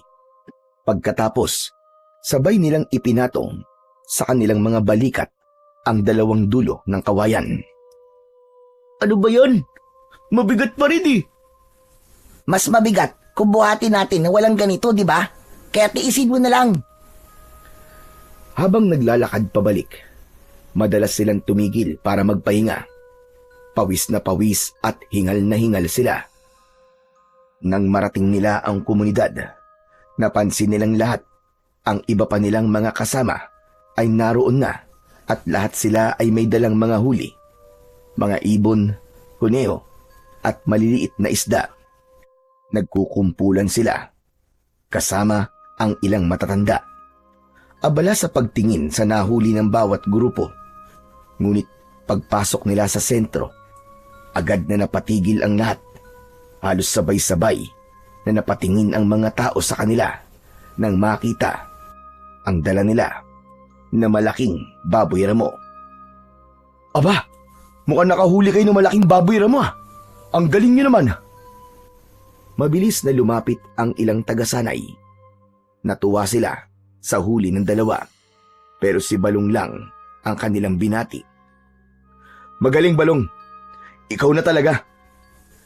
Maging ang matandang balian ay sinabing alam niyang si Balong talaga ang mananalo dahil ito talaga ang tunay na mahusay at pinakamagaling sa lahat ng mga batang naroroon. Ngumiti si Balong, halatang sarap na sarap sa mga papuri. Hinugot niya mula sa katawan ng baboy ramo ang sibat at itinayo yun na parabang siya mismo ang nakasibat sa hayop. Tuwang-tuwa ang lahat at lalong humanga sa kanya. Samantala, nakatayo lang sa gilid si Malupiton, tahimik na nagmamasid. Nasaktan siya na hindi sinabi ng kaibigan ang totoong nangyari. Ngunit pinili niyang manahimik at kinimkim na lang ang nararamdaman. Salamat po sa mga papuri. Talagang pinaghirapan namin to. Narinig ni Malupiton ang salitang namin, pero malinaw sa kanya na ang buong atensyon ay para lamang kay Balong. Maging ang ibang kabataan ay lumapit sa kanyang kaibigan para tanungin kung paano niya nagawang patayin ang baboy ramo. Yan ang tularan nyo. Si Balong, ang tunay na halimbawa ng pagiging isang mahusay na mangangaso. Sa pagkakataong yun, nawala na ng tuluyan sa eksena si Malupiton. Walang bumati sa kanya. Wala man lang nagtangkang magtanong kung ano ang naiambag niya. Kaya naman, habang nagdiriwang ang lahat, ay mabigat ang kanyang dibdib. Pero sa kabila ng lahat, pinili pa rin niyang manahimik at umalis ng dahan-dahan patungo sa kanilang bahay. Hindi siya galit na si Balong ang pinupuri ng lahat. Ang masakit para sa kanya ay ang hindi pagsasabi nito ng katotohanan. Pagdating niya sa kanilang bahay, nadatnan niya ang katahimikan. Umupo siya sa harap ng kanilang maliit na mesa at uminom ng tubig. Pinikit niya ang kanyang mga mata at sa kanyang isipan, muling bumalik ang eksena sa bangin ang takot sa muka ng kaibigan niyang si Balong at ang baboy ramong sumalakay sa kanya. Napangiti siya nang maalala niya kung paano niya ibinuhos ang kanyang lakas para mailigtas lamang ang kaibigan. Para kay Malupiton, yun na ang gantimpala, ang malaman na sa oras ng panganib, nagawa niyang kumilos para sa kapakanan ng iba. Humiga siya sa banig. Unti-unti ay nadala na siya ng antok, pero bigla siyang naalimpungatan. Pagkaraan ng ilang oras, may narinig siyang kaluskos sa labas ng kanilang bahay. Agad siyang bumangon at sinilip kung ano ang nangyayari. Dahan-dahan siyang lumapit sa kanilang bintana. Nanlaki ang kanyang mga mata. May mga lalaking hindi niya kilala, nakasuot ng kakaibang damit. Ang ilan sa kanila ay may hawak na mga baril. May mga nakita siyang nakakalat na mga bangkay ng kanyang kasamahan. Hindi! Ano to? Ano nangyayari? Agad siyang napaluhod nang biglang may lalaking dumaan sa tapat ng kanyang bintana. Isang matangkad na lalaki na may mahahabang buhok at matatalim na mga mata. Naramdaman niyang nanikip ang kanyang dibdib dahil sa takot at nerbiyos. Mabuti na lang, dumiretso ang lalaki at hindi siya napansin. Ngunit biglang bumukas ang pintuan ng kanyang silid. Malupiton! Kailangan na natin umalis ngayon! Bilisan mo! Ano? Aalis? Bakit? Ano ba nangyayari, Balong? Mamaya ko na ipapaliwanag. Kailangan na nating umalis. Sandali lang. Sino ba kasi sila? Hindi ko alam kung sino, pero bigla na lamang sila sumugod dito. May dala silang kakaibang sibat na kayang pumatay kahit malayo. Wala silang pakundangan. Balak nila sakupin ang ating komunidad. Pero hindi natin pwedeng iwanan ng mga katribo natin. Mali ka. Kailangan na talaga natin makaalis ngayon din. Dahil kung di tayo aalis dito at mahuhuli tayong lahat, wala nang babalik para lumaban. Wala nang magliligtas sa ating mga kasamahan. Panay ang iling ni Malupiton. Hindi niya matanggap na iiwan ang kanyang ama at mga katribo. Ngunit mariing hinawakan ni Balong ang kanyang balikat at tumingin sa kanya ng diretso. Maniwala ka sa akin. Kung gusto mo silang iligtas, sumama ka sa akin. Sa wakas, napapayag si Malupiton. Bagaman mabigat sa kanyang puso na iwan ang kanyang mga kasamahan, kinuha niya ang kanyang sibat at ilang gamit na kaya niyang dalhin. Lumabas sila sa likurang bahagi ng bahay at nagmasid sa paligid. Nag-ingat upang hindi mahuli. Tahimik silang gumalaw, nakaluhod at bahagyang nakayuko. May mga naririnig pa rin silang putukan ng mga sigaw. Ilang beses silang napahinto kapag napapansin nilang may armadong lalaki sa malapit. Nagtatago sila sa mga likod ng mga puno o sa mga makakapal na damo. Makalipas ang ilang minutong pagtakbo, nakarating sila sa may gilid ng kagubatan. Tumigil sila saglit para mapakinggan kung meron bang humahabol sa kanila. Mukhang ligtas tayo dito, pero kailangan pa rin nating makahanap na mapagtataguan. Saan tayo makakahanap nun? Yun ang di ko alam. Baka pwede naman mag-isip ka din. Hindi yung puro ako lang. Ah, puro ikaw. Hindi ba yun naman ang gusto mo, yung puro ikaw? Bakit ka nagre-reklamo ngayon? Panindigan mo yan. Bahala ka sa buhay mo. Ano? Bakit ganyan ka magsalita? Tungkol ba to kanina? Oo, Balong, tungkol to kanina. At tungkol to sa laging nangyayari na pabida ka. Alam mo bang hanggang ngayon, hindi pa rin mawala sa isip ko ang ginawa mo kanina? Bakit mo hinayaan na isipin ng lahat na ikaw ang nakapatay sa baboy mo? Alam mo naman kung sino ang tunay na nakapatay sa kanya, di ba? Aba, galit ka pala. Bakit di ka nagsalita kanina? Di sana, ipinagsigawan mo na ikaw ang nakahuli. Mas madali yun, kaysa ako magpaliwanag ng lahat, di ba? At sa palagay mo ba, kapag ginawa ko yun, maniniwala sila sa akin? Problema mo na yun. Saka, meron din naman akong ambag dun ah. Kung hindi kita tinulungan na maiuwi ang baboy mo, Malalaman ba nila na nakahuli ka? Hindi yun ang punto ko. Hindi mo sinabi ang totoo eh. Pinabayaan mo silang purihin ka ng purihin. Kahit na ikaw mismo, alam mong hindi ikaw ang gumawa nun. Puro ka naman reklamo. Eh kung ikaw kaya ang nasa kalagayan ko, matutuwa ka ba? Sana man lang, binanggit mo ang pangalan ko. Sana man lang, sinabi mo ang katotohanan. Utang na loob naman, malupiton. Ano ba? Tama lang naman na sa akin ang lahat ng papuri eh. Bakit ka mo? Kasi nakasandal ka lang naman sa anino ko. Kung wala ako, wala kang tapang, mahina ka. Anak ka nga ng lakan, pero wala kang silbi. Totoo ang lahat ng sinasabi nila tungkol sa'yo. Hindi ka pwedeng maging sunod na lakan. Kupal ka ba? Ganun pala ang tingin mo sa akin, Balong. Akala ko pa naman kaibigan kita. Pero matagal ka na palang may kinikimkim sa akin. Hindi ba totoo naman? Tignan mo na lang ang sarili mo nga. Ako ang totoong nagdadala sa'yo. Ako ang matapang. Kung wala ako, kikilos ka ba? Kung wala ako, lalabang ka ba? Mas malakas ako kaysa sa'yo. Eh ikaw, ano ka? Anak ka lang ng lakan. Anak lang. Anino ka lamang ng tatay mo. Oo, anak lang ako ng lakan.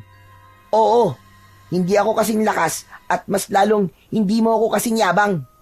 Pero kahit kailan, Balong, hindi kita pinag-isipan ng masama. Kahit kailan, hindi ako nagmalaki sa'yo. Tinuring kitang kapatid, Balong. Sa lahat ng pagkakataon, ikaw ang una kong iniisip. O ano? Ako na ngayon ang masama. Bakit? Nagsabi lang naman ako ng totoo ah. Masakit bang marinig ang katotohanan na wala ka naman talaga silbi? Wala silbi? Hindi ba't bunti ka nang mamatay sa bangin kung di ako dumating? Natigilan si Balong. Hindi agad siya nakapagsalita at tila napahiya. Pero imbis na magpakumbaba, pinilit pa rin niyang panindigan ang kanyang kayabangan. Nagpasalamat naman ako ah. Saka ano bang ipinuputok ng butsi mo? Eh sinabi ko ba sa'yong iligtas mo ako? Anong sabi mo? Ang sabi ko, quit sa tayo. Iniligtas na kita sa kamay ng mga dayo, kaya wala na akong utang na loob sa'yo. At kung sa akin man napunta ang lahat ng papuri, at kung ako man ang naging bida sa mata ng lahat, wala ka na magagawa doon. Kasi alam naman ng lahat na ako talaga ang magaling. Oo, ikaw na ang magaling. Ikaw na ang palaging bida. Pero sa sarili mo, alam mo kung ano ang totoo. Nagkatitigan silang dalawa. Mas lalong tumaas ang tensyon. Sa huli, tumalikod si Balong. Maghiwalay na tayo. Magmula ngayon, hindi na tayo magkaibigan. Magkanya-kanya na tayo ng landas. Naglakad na palayo si Balong at hindi na siya pinigilan pa ni Malupiton. Samantala siya naman ay naglakad na din. Walang katiyakan kung saan siya patungo. Ramdam niya ang bigat ng kanyang dibdib. Hindi lang dahil sa galit, kundi dahil na rin sa lungkot. Habang lumalayo, napansin niya ang mga kalalakihang hindi niya kilala. Ang kanilang mga kasuotan ay kapareho ng mga taong sumalakay sa kanilang tribo. Nagtago siya sa likod ng puno at pinagmasdan niya ang ginagawa ng mga ito. Namumutol sila ng mga punong kahoy. Marami na silang nasisira, mga malalaki at maliliit na puno. Wala silang pakundangan sa pagsira sa kalikasan. Para bang wala silang pakialam kung may mawawasak na tirahan ng mga ibon, hayop o kahit anong nilalang sa gubat. Maya-maya pa ay biglang may nagsalita. Sinabi nitong ang lugar na kanilang napili ay isang perpektong lugar para gawin nilang taguan at doon ang gagawin nilang pugad. Napakuyom ang kamao ni Malupiton. Galit siya sa mga ito pero pinili niyang manatiling nakatago. Ayaw niya na magpadalos-dalos at mahuli ng mga dayo. Habang pinagmamasdan niya ang mga ito, biglang may lumapit sa kanyang tabi. Nakita niya ang tamaraw na ilang beses na ring nagpakita sa kanya. Nakatitig ito sa kanya at tila ba may gustong sabihin. Ikaw? Bakit? May kailangan ka ba? Tumango ng ilang beses ang Tamaraw at pagkatapos ay dahan-dahang naglakad palayo. Panay ang lingon nun, para bang inaanyayahan siyang sumunod. Nagdadalawang isip ang batang si Malupiton.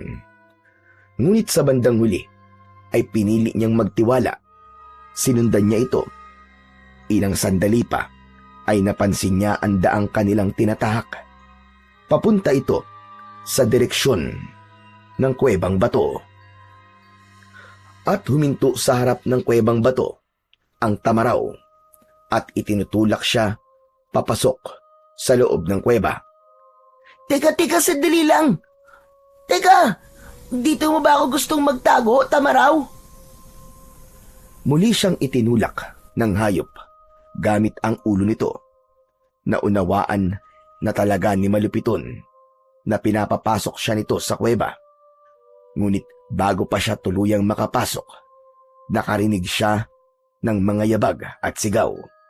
May mga taong tumatakbo, para bang may hinahabol. Kaya naman, binilisan niya ang kanyang kilos at pumasok na siya sa loob. Grabe, sobrang dilim naman dito. Wala na akong makita. Marahan siyang kumilos. Ayaw niyang makaapak ni isang libingan sa loob. Patawad po. Tabi-tabi po. Patawad kung pumasok po ako dito nang walang pahintulot. Huwag po sana kayong magagalit sa akin, ha? Patawad po talaga. Paulit-ulit niyang sambit sa kanilang mga ninuno na nakalibing doon. Nagpatuloy siya sa paglalakad hanggang sa marating niya ang dulo ng kuweba. Doon siya umupo. Niyakap niya ang kanyang mga tuhod at patuloy na umusal ng mahinang dasal para sa mga yumao. Maya-maya pa ay biglang may narinig siyang malakas na putok. Doon mismo sa labas ng kuweba, tinakpan niya ang kanyang bibig para hindi siya makagawa ng kahit na anumang ingay. Sa mga sandaling yon, narinig niya ang tinig ni Guwahon, ang kanilang tagapagsanay. Nakikiusap ako! Huwag kayong pumasok dyan! Sagradong lugar na yan! Libingan niya ng aming mga kasama! Pakiramdam ni Malupiton ay may pumasok at sandaling sumilip. Patuloy sa pagsigaw-sigawahon. Pagkatapos nun ay parang may binubugbog dahil sa mga tunog at daing na nanggagaling sa labas. Narinig din niyang nagmamakaawa ng labis si Gawahon. Huwag! Nakikiusap ako! Huwag! Huwag kayong manakit na mga alaga naming hayop! Huwag sila! Tama na! Ilang sandali pa, narinig naman niya ang isang malakas na putok at pagkatapos nun, biglang naghari ang katahimikan. Makalipas ang ilang minuto, nang maramdaman niyang wala ng tao sa labas, dahan-dahan siyang lumabas ng kuweba. Ngunit isang masakit na tanawin ang bumungad sa kanya. Ang Tamaraw, nakahandusay, duguan at may tama ng baril sa katawan. Naghihingalo na ito. Mabilis niya itong nilapitan. Diyos ko! Tamaraw! Sinaktan ka nila. Wala silang awa. Masahol pa sila sa hayop. Umungol ang Tamaraw. Paunti-unti na lang ang paghinga nito. Huwag kang susuko, Tamaraw. Sandali lang. Hahanap lang ako ng gamot para sa'yo. Gagamutin kita.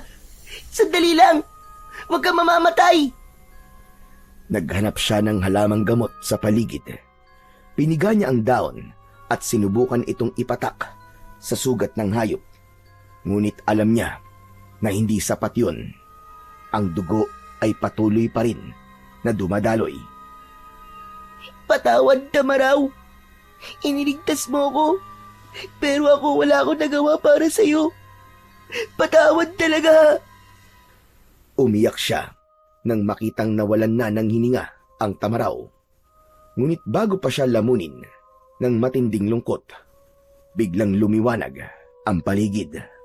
Sa harapan niya, lumitaw ang isang diwata. Malupiton, dumating na ang oras. Ihanda mo ang iyong sarili, sapagkat narito na ang araw na itinakda. Ikaw ang magiging tagapagtanggol ng iyong mga katribo. Paanong... Hindi ikaw ang pumili ng iyong kapalaran, Malupiton. Ang aking alaga, ang Tamaraw, ang siyang nagpasya. Sa kanyang pagpanaw, nais niyang ipamana sa iyo ang mutyang matagal na niyang iniingatan.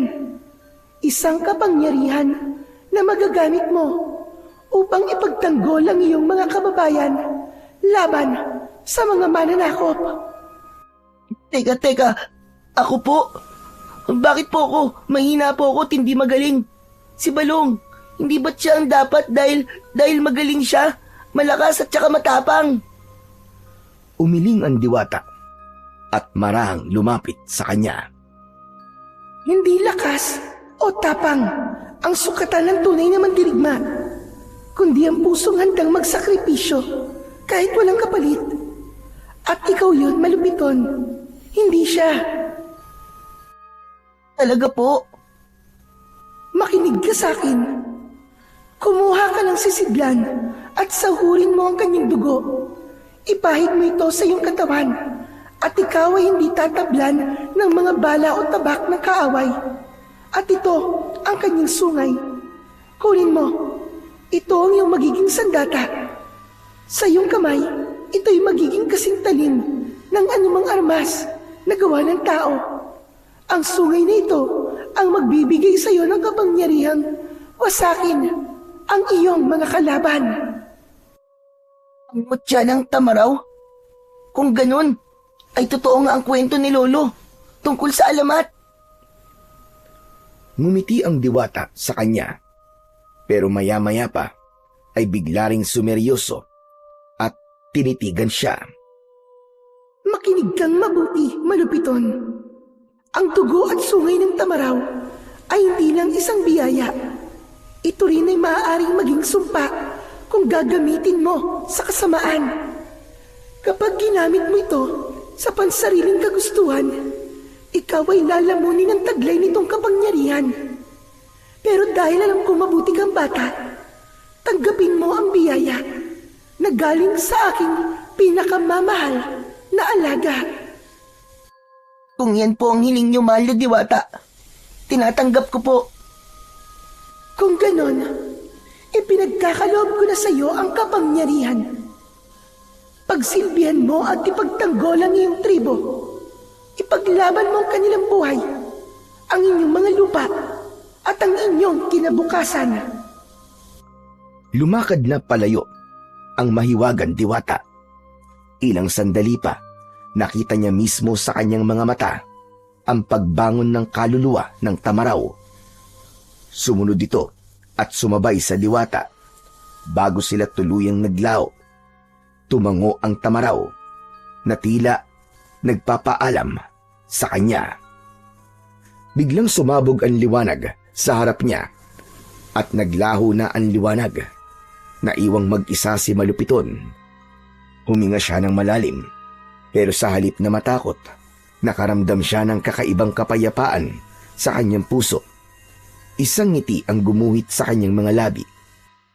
Masaya siya na siya ang pinili upang maging tagapagtanggol ng kanilang tribo. Alam niya sa sarili niya na mula sa araw na yon ay hindi na siya magiging anino lang ng iba. Hindi na siya ang batang tahimik lang. Hindi na siya mahina at hindi na siya tatawaging anak lang ng lakan.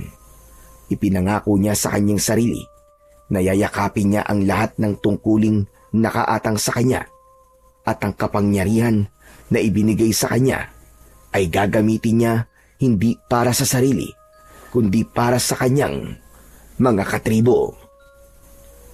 Dahan-dahan siyang lumapit sa bangkay ng Tamaraw. Maingat niyang pinuno ng dugo ang kanyang sisidlan at pagkatapos ay nagpahid siya sa kanyang buong katawan, mula ulo hanggang paa. Pagkaraan ay napatingin siya sa gilid ng kuweba. Doon niya nakita ang isang matulis na bato na ginagamit ng matatanda upang alisin ang laman sa buto ng yumao bago ilagak sa kuweba. Kinuha niya ito at siya niyang ginamit para kunin ang sungay ng dakilang tamaraw. Lumuhod siya sa tabi ng bangkay at sinimulang ihiwalay ang sungay sa katawan. Patawad at maraming salamat, Tamaraw. Ang sakripisyo mo ay hindi masasayang. Pinapangako ko yan. Habang unti-unting nahihiwalay ito, may dumadaloy na init mula sa mismong sungay papasok sa kanyang kamay, at nang tuluyan niya itong makuha, sumiklab ang malamlam na liwanag mula rito, tanda ng kapangyarihang pumaloob sa kanya. Mutya ng dugo at sungay. Sa iyong biyaya, hindi ko hahayaang bumagsak ang aming tribo. Ipagtatanggol ko sila sa abot ng aking makakaya. Inilapit niya sa kanyang noo ang sungay, tanda ng kanyang lubos na paggalang. Saglit siyang nanahimik bago tumayo at itinago ang sungay sa kanyang likod. Itinali niya ito gamit ang baging. Nang matapos ay napansin niyang madilim na ang paligid. Oras na. Kailangan ko nang bumalik. Hindi na ako pwedeng magtagal dito. At baka mahuli na ako. Baka wala na akong abutan sa tribo namin. Naglakad na siya pauwi sa kanilang maliit na komunidad. Nang malapit na siya, may napansin siyang aninong gumagalaw sa hindi kalayuan. May nakatayo roon at sumisilip-silip sa direksyon ng kanyang lugar. Pinagmasdan niya ito ng mabuti. Ilang sandali lang ay agad niya itong nakilala. Mabilis niya itong nilapitan at tinapik sa balikat. Balong! Nanlaki ang mga mata ni Balong. Muntik na siyang mapasigaw nang makita ang anyo ng batang tumapik sa kanya. Agad namang tinakpan ni Malupiton ang bibig ng kanyang kaibigan. Balong, huwag ka matakot. Ako to, si Malupiton. Ikaw? Teka, ano nangyari sa'yo? Bakit ganyan ang itsura mo? Ipinagkaloob sa akin ng diwata ang mutya ng dugo at sungay ng tamaraw. Ano ka mo? Ano bang kalokohan yan, Malupiton? Maniwala ka sa akin, Balong. Hindi ako nagbibiro. Tara na, kalabanin na natin sila. Saglit na natahimik si Balong. Ibinaba nito ang tingin, saka ngumisi ng bahagya. Sandali lang. Bakit nga pala ako nakikipag-usap sa'yo? Hindi na pala tayo magkaibigan. Kanya-kanya na tayo, di ba? Medyo tumaas ang kilay ni Malupiton, ngunit hindi na niya hinayaan na humaba pa ang usapan. Nilambing niya na kagad ito at bagyang hinawakan sa balikat. Nagsalita siya ng may sinseridad. Alam ko, at handa akong tanggapin ang lahat ng galit mo. Pero ngayon, kailangan nating magkaisa. Kailangan nating kalimutan ang tampuhan natin, Balong. Kung hindi tayo magtutulungan, hindi natin maililigtas ang ating mga kasama. Kailangan nating maging magkakampi sa laban na to. Tumitig si Balong sa kanya. Ilang sandali pa'y bigla na lamang nitong niyakap si Malupiton ng maigpit. Patawad, Malupiton. Alam ko namang mali ako eh. Patawarin mo ako, kaibigan, ha.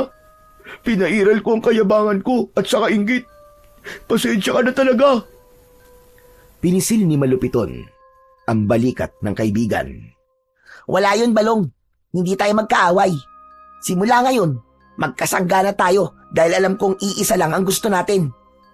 Ang mailigtas, ang tribo natin. Oo, ililigtas natin sila. Panahon na para gamitin natin ang mga natutunan natin sa ating pagsasanay. Ano? Tara na? Tara! Naglakad na silang dalawa, papalapit sa kanilang nayon. Habang papalapit sila, napansin nila ang kakaibang tanawin. Ang mga dayo ay tila abala at may pinaghahandaang pagtitipon. Sa gitna ay may mga nagsisigawan at nagtatawa ng mga lalaki. May mga nag-iinuman at may mga nagluluto sa malalaking kawali na parabang may piyesta. Nagmasid pa ang dalawa. Tignan mo! Nakatabi na lang doon ang mga sandata nila. Oo nga. Mabuti pa. Yun ang una nating kunin. Tsak, na mahihina sila kung wala silang sandata. Madali lang to. Ako nang bahala. Madali lang para sa akin yan. Sanay ako dyan. Sigurado ka? Kaya mo? Bawal magkamali ah. Yakang-yaka ko. Pagkatapos nun, ano pala ang plano? Ako ang makikipaglaban. Ako ang haharap sa kanila. Ano? Ikaw? Ako nga. At ikaw ang bahala sa mga armas. Kunin mo at itago. Mas madali natin silang mapapabagsak kung wala mga ito sa kanila. At isa pa, ikaw ang bahala magpataka sa mga biyag ah. Unahin mo ang mga may kayang makipaglaban tulad ni Ama, ni Gawahon at ng ilan nating mandirigma. Napakagat ng labi si Balong. Noon niya lang nakita ang ganoong ningas sa mga mata ng kaibigan niyang si Malupiton. Matapang, walang pag-aalinlangan at puno ng determinasyon. Ibang-iba sa dating Malupiton. Kung ganun, ako na ang bahala. Huwag ka mag-alala. Gagawin ko ang lahat para magtagumpay. Nagkatinginan ang dalawa at parehong tumango. Habang lumalalim ang gabi, mas lalo pang naging maingay ang pagdiriwang ng mga dayo. Maya-maya pa ay sinenyasan na siya ni Malupiton. Tumango si Balong. Gumapang siya papalapit. Dahan-dahan, tila isang ahas. Samantala, nanatiling nakamasid si Malupiton, handang sumaklolo anumang oras. Ang ilan sa mga dayo ay lasing na. Nagtutulakan, nagtatawanan at nagsisigawan na. Kaya naman, hindi nila napansin ang ginagawang pagkilos ni Balong. Isa-isa niyang kinuha ang mga baril at isinilid sa dala niyang sako. Nanginginig ang kanyang mga kamay habang ginagawa ito. Biglang may isang dayo ang dumaan malapit sa kubo. Natigilan si Balong, halos hindi makahinga. Ngunit sa kabutihang palad, dumaan lang ito. Umihi at muling bumalik sa kasiyahan. Nang makasiguro, mabilis na gumapang si Balong papalayo. Dala ang mga armas. Magaling, Balong! Nagawa mo! Sabi ko naman sa'yo yakang-yaka ko yun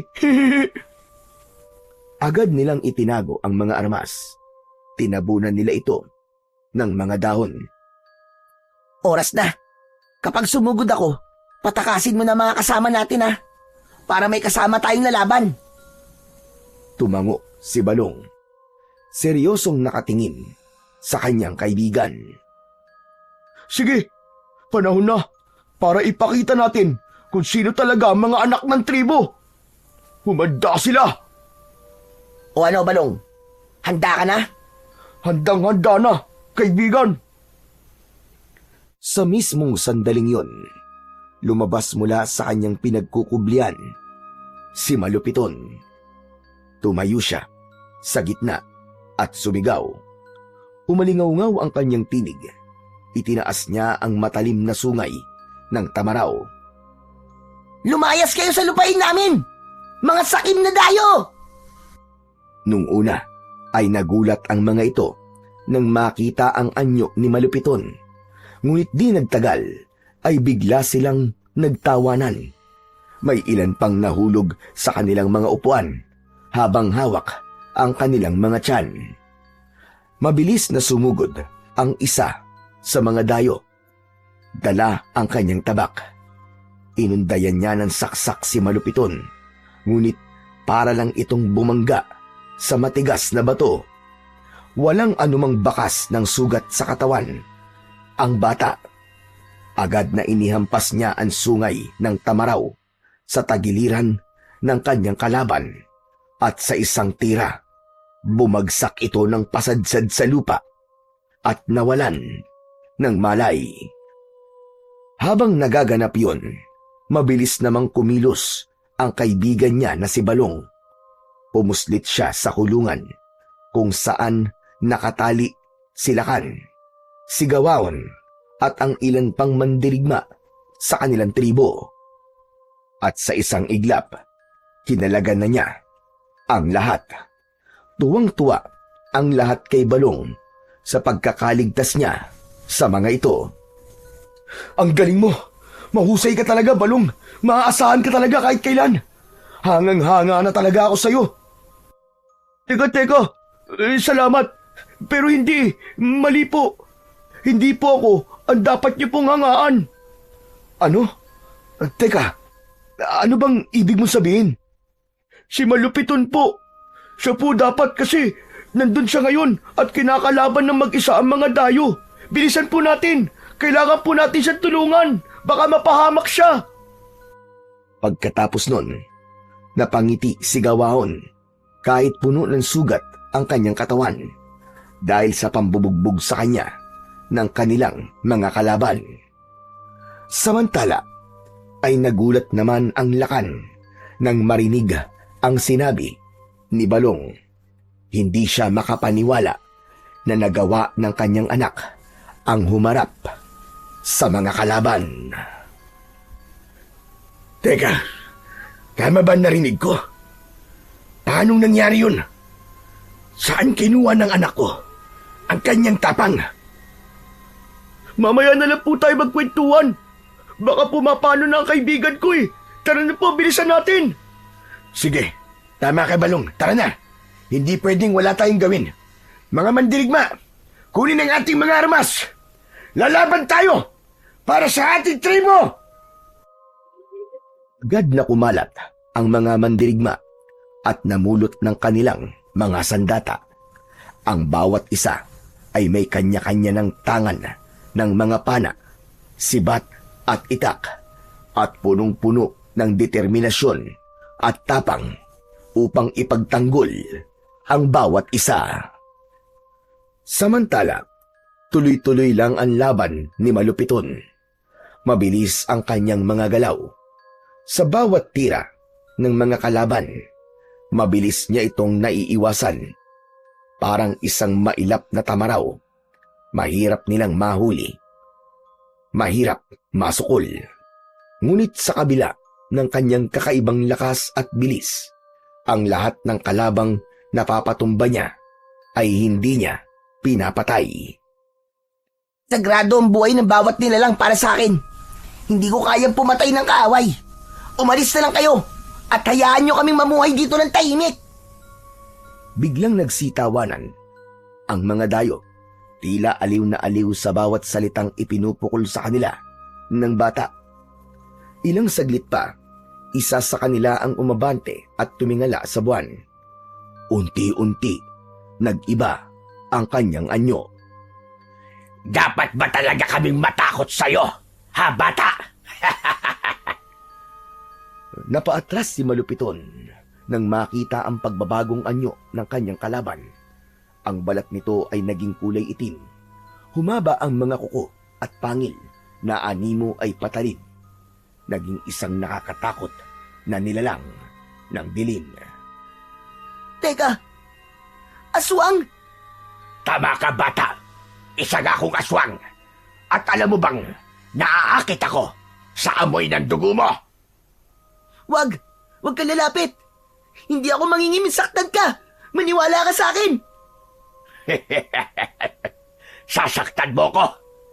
Pero hindi yun ang nakikita ko sa mga mata mo. Nararamdaman ko ang takot mo. Unti-unti na napaatras si Malupiton. Kita na ang kaba sa kanyang mga mata. Ang aswang ay dahan-dahang lumapit sa kanya. Ikaw, maliit na mandirigma. Ikaw ang magiging hapunan ko. Umabante na ang aswang, kaya naman muling napaatras si Malupiton. Ngunit sa kanyang pag-atras, may bigla siyang nabangga. Nang lingunin niya, nakita niya ang kanyang ama na si Lakan Daturos, nakatayo sa likod niya. Huwag ka matakot. Alam mo bang nung kasing edad mo ko, ay may napatay na rin akong aswang noon? Talaga po? Oo, isinama ako ng lakan noon para daw mangaso. Pero hindi ko alam na aswang palang hahabulin kakalabanin namin. Isang aswang na naligaw sa ating kagubatan. Namangha si Malupiton sa kanyang narinig. Ang kaba at takot na kanyang nararamdaman ay biglang nawala. Maigpit niyang hinawakan ang sungay at itinaas ito. Kung ganon, papatay na ako ng aswang ngayong gabi. Tulad ni Lolo at tulad niyo po, ipagtatanggol ko ang ating tribo. Yan, ganyan nga anak, tama yan. Magkasangga tayo dyan. Lalaban tayo hanggang kamatayan. Agad na pumwesto si Malupiton. Nakahawak sa sungay habang sila Kandaturos naman ay kumapit sa kanyang hawak na sibat. Ngunit bago pa sila makalaban ng sabay, biglang nag-iba na din ang anyo ng iba pandayo. Tulad ng mga naunang aswang, humaba rin ang kanilang mga kuko at pangil. Naging nakakatakot na nilalang ang kanilang mga anyo. Umabante agad si Malupiton at isinaksak ang sungay sa aswang na unang sumugod sa kanila. Agad na bumao ng sungay at sa mabilis na sandali, nalusaw ang katawan ng aswang. Walang itinira, maski konting bakas. Dahil sa nakita, galit na sumugod ang iba pang mga halimaw. Pinuntirya nila ang ibang mandirigma ng tribo. Lumaban sila, pero ang lahat ng mga sibat ay nabali lang at ang mga palaso ay tumatalbog lang sa kanilang mga balat. Imposible! Hindi sila tinatablan! Anong gagawin natin? Nag-umpisa ng mangamba ang lahat. Ang ilan ay tumakas na, ang iba naman ay nawalan na ng pag-asa. Dahil sa kanilang takot, umatake ng sabay-sabay ang mga aswang. Madami agad ang nasugatan at merong napaslang.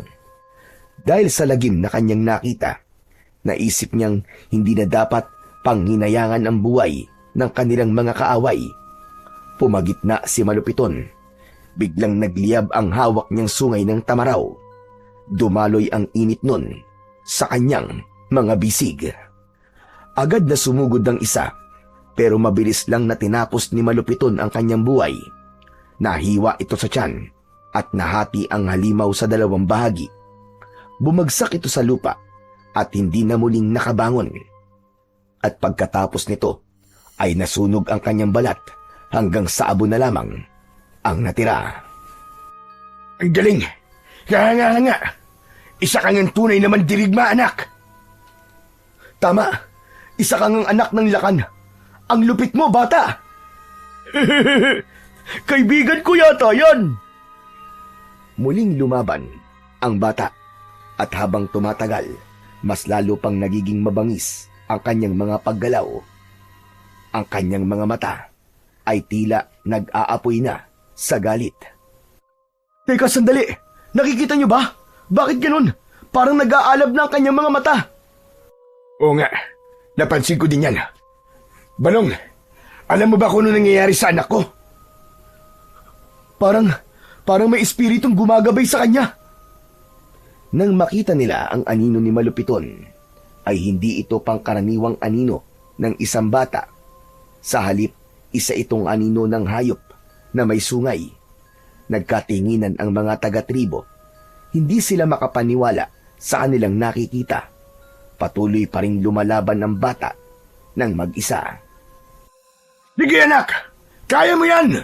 Ubusin mo silang lahat! Hinarap ni Malupiton ang natitira niyang mga kalaban. Uubusin ko kayong lahat! Hanggat may lakas ako! Hindi nyo kami magagalaw! Biglang nagliwanag ang sungay. Ang lahat ng mga aswang ay nasilaw sa taglay nitong liwanag. Halos hindi nila maidilat ang kanilang mga mata. Kaya naman, naging mabilis ang kilos ng bata. Sinaksak niya ang mga kalaban gamit ang kanyang sandata. Nagsibagsakan ang lahat at nasunog ang mga katawan at tinangay ng hangin ang kanilang mga abo. Nang matapos ang laban, ay bigla siyang nawalan ng malay. Agad na nilapitan ni Lakan ang kanyang anak. Pero kahit panay ang yugyug nito at pagsigaw, hindi nagising ang bata. Dinala nila ito sa bahay at tinignan ng isang balian. Sinabi nitong maayos naman ang kalagayan ng bata. Napagod lang po siguro siya sa laban. Lakan, maaari po ba natin pag-usapan na nangyari kanina? Sige, ano ba ang dapat natin pag-usapan tungkol sa anak ko? Nagtataka lang po kasi ako kung paano siya naging ganong kalakas. Bata pa lang siya pero napas lang niya ang lahat ng mga aswang na yun. Hindi matatawaran ng katapangan at lakas niya. Hindi ko alam kung paano nangyari. Pero isang bagay lang ang sigurado. Isa siyang tunay na anak ng ating tribo. Pagkatapos nun, ay biglang sumulpot si Balong. Mukhang alam ko na po kung ano nangyari. Ano? May nabanggit po kasi sa akin ng kaibigan ko, sabi niya. Nagpapakita raw po sa kanya ang isang tamaraw na may gintong balahibo sa batok. Palagay ko po, may kinalaman ng lahat ng yun sa nangyayari sa kanya. Mukhang tama ka. Nakuha kaya ng anak ko ang mutya ng alagang tamaraw ng diwata. Nagkatinginan ang tatlo. Ngumiti ang Lakan. Ito'y isang malinaw na tanda na ang ating tribo ay hindi iniiwan ng mga anito. Pinili nila ang iyong anak para maging tagapagtanggol. Ibig sabihin, nakabantay sila sa atin at hindi tayo iniiwan. Tama po. Nakakabilib. Pero ngayong alam na natin na nagkaroon siya ng kapangyarihan, dapat siyang gabayan. Tama ka. At bilang ama niya, sisiguraduhin kong magagamit niya ito palagi sa tama. Pambihira. Para kung nakikita ang sarili ko sa iyo, anak. Sa isip niya, ay bumalik ang kanyang kabataan. Lingid sa kaalaman ni Malupiton, ang ama niya rin ay mahina nung una at takot makisalamuha sa mga katribo nila. Pero nang dumating ang araw na kinailangan niyang tumindig para sa kanyang mga kasamaan, doon nagsimula ang kanyang pagiging mandirigma. Anak nga kita. Ikaw ang magiging pag-asa namin. Ikaw ang karapat-dapat na maging susunod na Lakan. Kinabukasan, siya ang unang nagising. Hindi pa rin nagigising si Malupiton. Ilang sandali pa, dumating na rin si Gawaon at Balong para siya ay bisitahin. Pinisil ng ama ang kanyang kamay at doon unti-unting nagmulat ng mata ang bata. At ang una niyang nasilayan ay ang muka ng kanyang ama. Salamat, anak. At gising ka na. Ayos! Gising ka na, kaibigan. Pinag-alala mo kami ah. Akala ko iiwan mo na kami. Hindi ah. Bakit ko naman kayo iiwan? Ako pa ba? Natahimik silang tatlo sandali. Tapos, sabay-sabay silang ngumiti sa isa't isa. Lumipas ang ilang araw, ang tribo ay muling bumangon mula sa pinsalang iniwan ng mga dayong aswang. Nalibing na rin nila ng maayos ang mga bangkay ng mga nasawing kasamaan. At ang mga nasirang bahay ay pinagtulungan nilang muling maitayo. At habang muling nabubuo ang kanilang pamayanan, mas lalong tumibay ang ugnayan ng bawat isa. Si Malupito naman ay araw-araw na sinasanay ng kanyang ama at ng matatanda sa tribo. Hindi lamang sa pakikipaglaban, kundi pati sa kaalaman tungkol sa pamumuno sa kanilang tribo. Dahil sa wakas, nakita na nila ang potensyal niya bilang magiging susunod na Lakan.